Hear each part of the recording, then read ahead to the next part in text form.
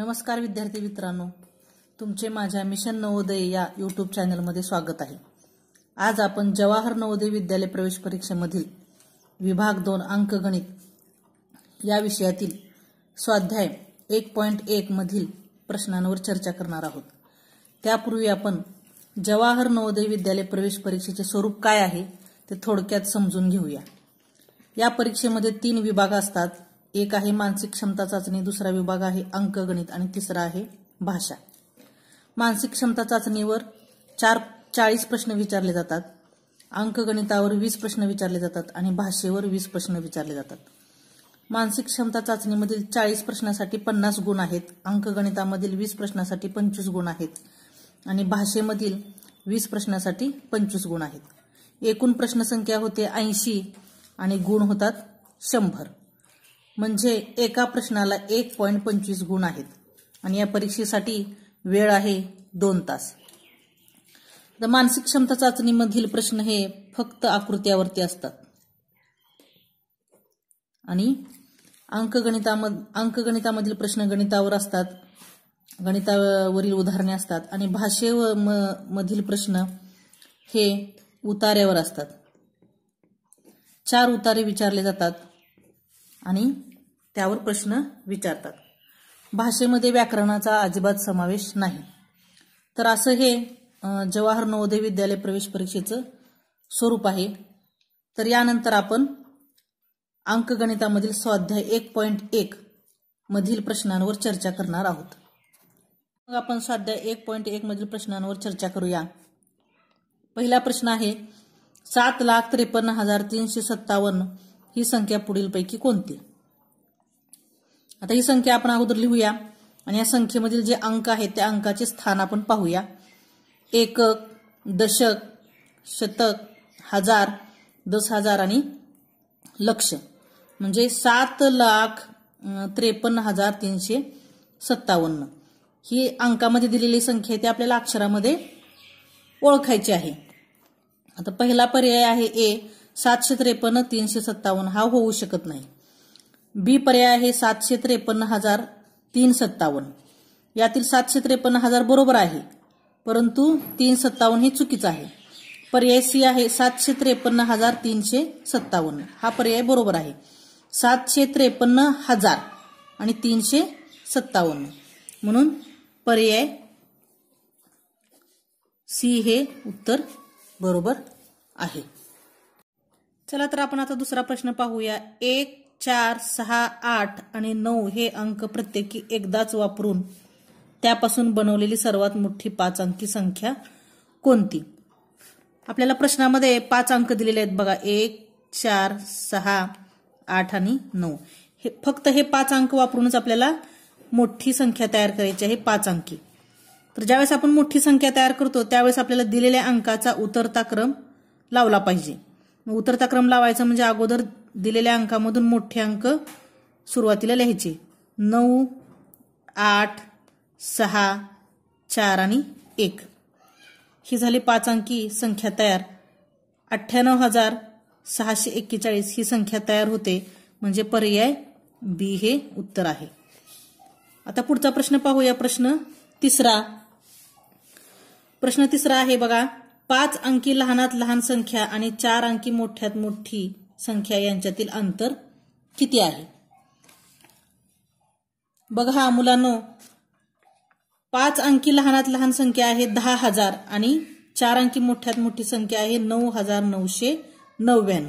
ह्या दोन्हीमधील अंतर आपल्याला विचारलेलं आहे। अंतर म्हणजेच फरक, आणि ज्यावेळेस 2 संख्यामधील आपण फरक काढतो त्यावेळेस त्या 2 संख्येची आपण वजाबाकी करतो।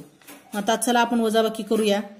आता बघा, ह्या शून्यामधून 9 जात नाही म्हणून ह्या दशकाकडून आपण 1 उसना घेतो, पण इथं दशकामध्ये सुद्धा 0 आहे, शतकामध्ये 0 आहे आणि हजारमध्ये सुद्धा 0 आहे, म्हणून ह्या 10,000 कडून आपण 1 उसना घेतला, इथं राहिले 0, इथं झाले 10, ह्या 10 मधून 1 उसना इकडे शतकाकडे घेतला, इथं झाले 9, इथं झाले 10, ह्या 10 मधून आपण दशकाकडे 1 उसना घेतला, इथं झाले 10, इथं राहिले 9 आणि ह्या दशकामधून 1 उसना इकडे घेतला, इथं झाले 10 एकक आणि इथं राहिले 9 दशक।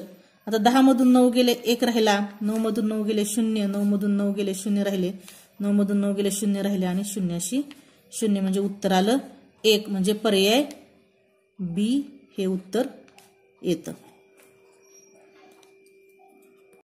चला आपण आता चौथा प्रश्न पाहूया. दशक स्थानी 9 असलेली विविध अंकाचा वापर करून बनणारी किमान संख्या कोणती? आता ह्या दिलेल्या 4 पर्यायामधून आपल्याला 9 दशक स्थानी असलेली किमान संख्या काढायची आहे आपल्याला. बघा आता किमान या शब्दाचा अर्थ आपण अगोदर समजून घेऊया. किमान म्हणजे लहानात लहान किंवा कमीत कमी किंवा कमीत कमी असा त्या किमान या शब्दाचा अर्थ होतो. मग आपल्याला दिलेल्या पर्यायापैकी 9 दशक स्थानी असलेली किमान संख्या शोधायची. आता आपण पर्याय पाहूया. पहिला आहे 1092, 1290 दुसरा पर्याय, तिसरा आहे 2091 आणि चौथा आहे 2190. आता बघा ह्या चारही संख्यामध्ये दशक स्थानी 9 आहे, परंतु आपल्याला अशी संख्या शोधायची की या चारीमधून किमान असलेली म्हणजे या 4 संख्यामधून लहानात लहान संख्या शोधायची. मग आपल्याला ही 4 दिलेल्या संख्या ह्या 4 अंकी आहेत. मग आपल्याला 1000 स्थानचा अंक आपल्याला पाहावा लागेल लहान असलेला. मग आता ह्या चारीमध्ये इथं 1 आहे, 1000 स्थानी इथं 1 आहे, इथं 2 आहे आणि इथं 2 आहे. मग आता हे 2 पर्याय तर बाजूला झाले. आता ह्या 2 पर्यायामधून आपल्याला शोधायचंय की लहान संख्या कोणती. आता ह्या 2 पर्यायामध्ये 1000च्या स्थानी 1 आहे आणि इथं सुद्धा 1च आहे. परंतु पुढचं जर आपण अंक पाहिला शतक स्थानचा तर इथं ह्या पहिल्या संख्यामध्ये शतक स्थानी 0 आहे आणि या दुसऱ्या संख्यामध्ये शतक स्थानी 2 आहे. म्हणजे ही संख्या मोठी होते आणि ही संख्या काय होते? किमान होते म्हणजे लहान होते. म्हणजे पर्याय ए हे उत्तर येतं. चला मुलांनो आपण आता पुढचा प्रश्न पाहूया. 5वा प्रश्न. 16,08,13 ही संख्या पुढील प्रमाणे लिहिली जाते. 2010 साली हा प्रश्न आलेला आहे. बघा 16,08,13 म्हणजे ही आपल्याला अक्षरात दिलेली आहे संख्या आणि आपल्याला ती अंकामध्ये ओळखायची आहे. 16,08,13. आपण काय करूया अगोदर संख्यांचे स्थान लिहून काढूया. एकक, दशक, शतक, हजार, दशहजार, लक्ष आणि दशलक्ष.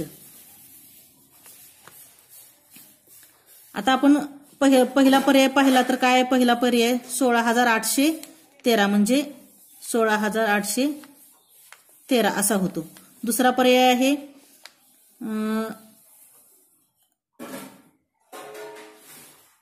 1,60,830 1,60,830 आणि तिसरा पर्याय आहे 1,60,813 आणि चौथा पर्याय आहे बघा 16,08,13. बघा म्हणजे आपण ह्या संख्या सगळ्या लिहून काढल्यानंतर आपल्याला समजतं की पर्याय काय येतो? डी येतो. म्हणजे पर्याय डी हे उत्तर आहे. चला आता आपण पुढचा प्रश्न पाहूया. 6वा. कमाल ते किमान अशा क्रमांमध्ये संख्यांचा कोणता गट आहे? 2015 साली हा प्रश्न आलेला होता. बघा आता आपण ह्या 2 शब्दांचा अर्थ अगोदर आपण समजून घेऊया. कमाल म्हणजे जास्तीत जास्त किंवा मोठ्यात मोठा आणि किमान म्हणजे लहानात लहान किंवा कमीत कमी. आता प्रश्नामध्ये आपल्याला विचारले की कमाल ते किमान असा क्रम संख्यांचा कोणता आहे? तर कमाल ते किमान म्हटल्यानंतर आपल्याला अगोदर मोठ्यात मोठी संख्या आणि मग नंतर शेवटी लहान संख्या असा गट शोधायचा आहे. म्हणजे उतरता क्रम आपल्याला संख्यांचा उतरता क्रम शोधायचा आहे. आता पहिला पर्याय आपण पाहूया. बघा पहिल्या पर्यायामध्ये संख्या आहे 81,427 आणि 2 नंबरची संख्या आहे 16,378 आणि 3 नंबरची संख्या आहे 82,341. हा उतरता क्रम होऊ शकत नाही कारण ही तिसरी संख्या काय आहे? ह्या पहिल्या संख्येपेक्षा मोठी आहे. आता पर्याय बी पाहूया आपण. पहिली संख्या आहे 16,378, दुसरी आहे 73,178 हा पण उतरता क्रम होऊ शकत नाही, कारण ही लहान आहे आणि ही मोठी संख्या आहे, म्हणून पर्याय बी सुद्धा होऊ शकत नाही. आता पर्याय सी पाहूया. 81,427 आणि दुसरी संख्या आहे 82,341. हा सुद्धा पर्याय होऊ शकत नाही, कारण 81,000 हे लहान आहे आणि 82,000 हे मोठं आहे, म्हणजे हा इथं चढता क्रम होऊ शकतो, उतरता होऊ शकत नाही.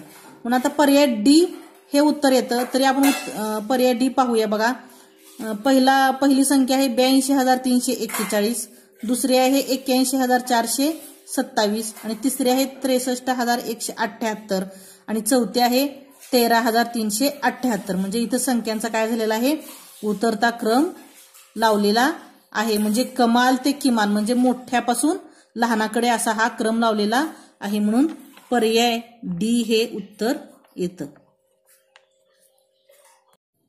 पुढचा प्रश्न आपण 7वा प्रश्न पाहूया. 1, 0, 3, 4 आणि 5 हे अंक वापरून बनणारी लहानात लहान विषम संख्या आहे. म्हणजे आपल्याला 1, 0, 3, 4, 5 हे अंक वापरून लहानात लहान आणि विषम संख्या तयार करायची आहे. म्हणजे 2 अटी आपल्याला दिलेल्या आहेत की हे अंक वापरून तयार झालेली संख्या ही लहानात लहान असली पाहिजे आणि ती विषम असली पाहिजे. विषम संख्या म्हणजे काय, की ज्या संख्येच्या एकक स्थानी 1, 3, 5, 7 आणि 9 हे अंक असतात त्या संख्येला विषम संख्या असे म्हणतात. तर आता हे अंक आपण लिहून काढूया. आपण ज्यावेळेस लहानात लहान संख्या तयार करतो त्यावेळेस आपण दिलेल्या अंकाचा चढता क्रम लावतो. म्हणजे सुरुवातीला आपण सगळ्यात लहान संख्या घेतो, 1, 0, 3, 4 आणि 5. म्हणजे ह्या अंकाचा आपण चढता क्रम लावलेला आहे. 0 आपण सुरुवातीला घेऊ शकत नाही. जर 0 आपण सुरुवातीला घेतलं तर मग ती 4 अंकी संख्या तयार होते आणि मग 5 अंकी होत नाही. आपल्याला इथं 5 अंक वापरून संख्या तयार करायची आहे.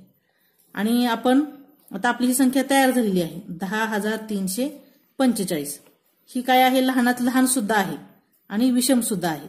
विषम का आहे, कारण एकक स्थानी 5 आहे आणि 3 सुद्धा आपण इथे एकक स्थानी घेऊ शकलो असतो, परंतु जर 3 आपण एकक स्थानी घेतलं तर 5 हे शतक स्थानी आलं असतं आणि ती संख्या मग लहानात लहान झाली नसती. म्हणून आपण 5 हे एकक स्थानी घेतलेलं आहे. अशा प्रकारे लहानात लहान विषम संख्या 10,345 तयार झालेली आहे. म्हणजे पर्याय ए हे उत्तर येतं. पुढचा प्रश्न 8वा प्रश्न आपण आता पाहूया.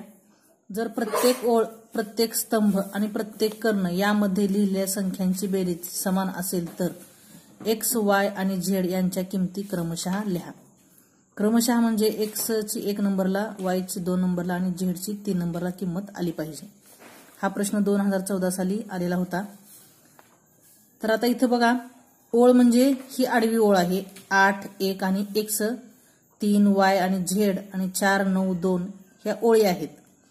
8, 3, 4, 1 वाय 9 आणि एक्स, झेड 2 हे स्तंभ आहेत आणि 4 वाय एक्स आणि 8 वाय 2 हे 2 कर्ण आहेत. तर प्रश्नामध्ये आपल्याला सांगितलंय की प्रत्येक कर्ण, ओळ आणि स्तंभ यांची बेरीज समान आली पाहिजे. आता आपल्याला एक ओळ आणि एक स्तंभ यामध्ये अंक दिलेले आहेत, आपण त्यांची बेरीज करून पाहूया. 8, 3, 4 यांची बेरीज 15 होते. 4, 9, 2 यांची बेरीज सुद्धा 15 होते. म्हणजे आपल्याला आता या 2 कर्णांची आणि राहिलेल्या स्तंभांची आणि ओळींची बेरीज आपल्याला 15 आणायची आहे आणि त्यावरून एक्स आणि वाय झेडच्या किमती काढायच्या आहेत. आता पाहूया आपण 8, 1 आणि एक्स. 8 आणि 1 9 आणि याची बेरीज 15 आली पाहिजे, म्हणून 15 मधून 9 गेले, 6 राहिले, म्हणून एक्स ची किंमत आली 6. 15 वजा 9 बरोबर 6. आता एक्स ची किंमत 6 आली म्हणून आपण ह्या कर्णाची किंमत आता काढू शकतो. 4 आणि 6 10, 15 मधून 10 गेले, 5 राहिले, म्हणून वाय ची किंमत आली 5. इथं 5 वाय ची किंमत आली 5. आता वाय ची किंमत 5 आल्यामुळे आपण आता ही आडव्या ओळीची बेरीज करूया. 5 आणि 3 8. 15 मधून 8 गेले. 15 वजा 8 बरोबर 7. म्हणजे झेडची किंमत आली 7. आता झेडची किंमत 7 आल्यामुळे आपण आता ह्या स्तंभाची बेरीज करून पाहूया. 6 आणि 7 13. 13 आणि 2 15. तर 9 आणि 1 10 आणि 5 15. म्हणजे ह्या तिन्ही स्तंभाची बेरीज 15 15 आलेली आहे आणि आडव्या ओळींची बेरीज सुद्धा 15 आलेली आहे. आणि ह्या कर्णांची बेरीज 8 5 आणि 2 ह्याची बेरीज सुद्धा 15 आलेली आहे. यावरून आपण x, y आणि z ची किंमत काढलेली आहे. तर अशा प्रकारे x ची किंमत 6, y ची किंमत 5 आणि z ची किंमत 7 आलेली आहे. म्हणजे अनुक्रमे 6, 5 आणि 7 हा पर्याय आपल्याला शोधायचा आहे आणि तो पर्याय आहे A. म्हणजे प्रश्न 8व्याचं उत्तर आलं आहे A. अशा प्रकारे आपला स्वाध्याय 1.1 हा इथे संपलेला आहे. तुम्हाला माझा व्हिडिओ आवडला तर नक्कीच लाईक करा, शेअर करा आणि सबस्क्राईब करा. धन्यवाद विद्यार्थी मित्रांनो. पुन्हा भेटूया पुढच्या व्हिडिओमध्ये.